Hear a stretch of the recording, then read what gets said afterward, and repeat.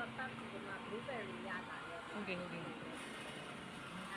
ကတော့အစိမ့်လေး vanilla chips လေးရအစိမ့်လေးဟုတ်ကဲ့ပါမယ်ပေါ့နော်ပတ်လေး ပတ်စက်ချပတ်ပြီးပါဒီမှာတော့ blueberry ရတာအဲ့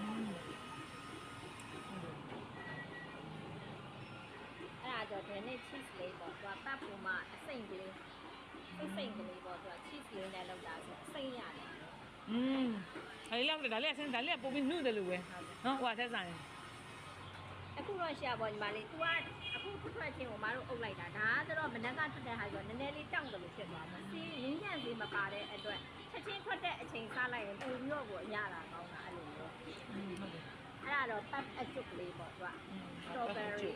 ညံလေးနဲ့ तू အင်းထဲမှာ strawberry ကြံအရတာလေးနဲ့ तू ကအလွန်ပြေစားရတာပေါ့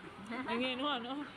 အဲ့ဒါငယ်တော့100ကျော်လောက်ထင်တယ်ဟုတ်တယ်100ကျော်ဖြစ်မှာ150လို့100ကျော်လေးတွေပဲလို့120ကျအဲ့ရင်းစင်ကနေစားခဲ့လိုက်တာအတွက်လည်းဟုတ်ကဲ့အဆင်ပြေတော့လေအဲ့လိုမျိုးမာဒီလာညာနောက်မှတစ်ခုချင်းဒီ packaging နဲ့လုံးလိုက်ရင်1000လောက်တောင်ရောင်းလို့ရတယ်နော်တစ်ခုချင်းဒီအိတ်လေးနေလှလှလေးခုကအလှမှတ်တယ်နော်အဲ့ဆို